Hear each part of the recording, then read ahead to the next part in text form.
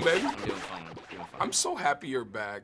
Thanks, for man. This one, man. Thank you, sir. When I found out you were back for this one, I was like, okay, I'm gonna see this one right here. Thank you, man. Thank you so what, much, man. What brought you back, or what was your feeling when you heard that you were coming I was back? ecstatic, man. Yeah. I mean, this first movie made me. It gave me a career, and everything I've done in the last 2 years is only because of The Hangover, man. It's just so for me to be invited to the dance again was just huge, and I was just, I would do anything for Todd Phillips. He's like family to me. So, and for me to have such a great role in this movie, it really is beyond a dream come true. I mean, I was already happy with the first one, so this one is like a priceless bonus, man. Right. And it's just so.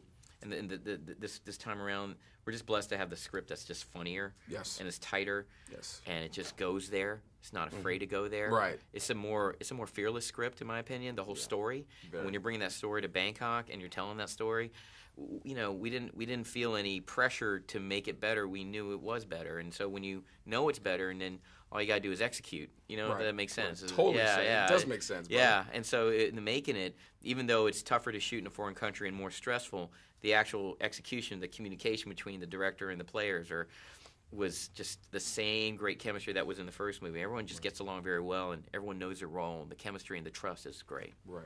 And what do you think the appeal of Bangkok is? I know because everybody can just wild out.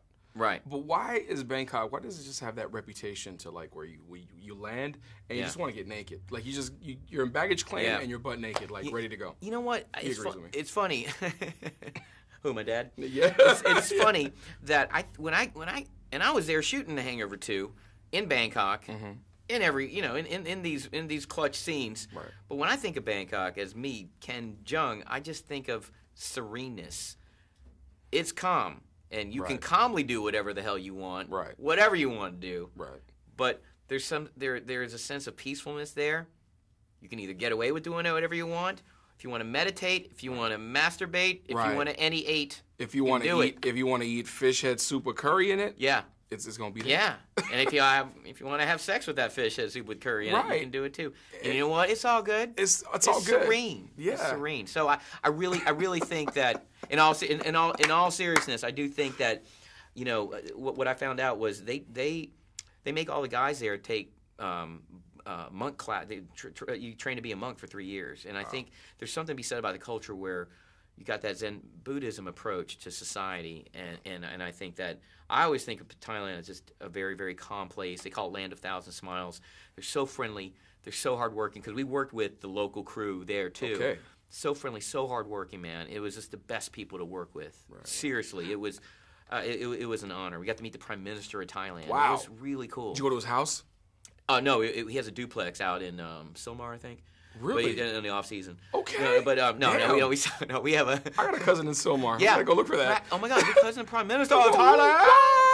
But it was amazing. He was so cool. He was so nice, and visiting the set, it was such an honor to do that. I mean, it was just great. We were treated so well there, awesome. and it was just it was an honor, man. It was a privilege. Where does the accent and the swag come from? Because like I look at my uncles who are like, I have uncles from Mexico, Dominican Republic, and Cuba, where they have this like old man swag, where they pretty much have no filters. They just say whatever they want. Yeah. And they wear the gold chains like you do. Yeah. They have like 3 Bluetooths on, with a wife beater. Yeah, I'm sorry.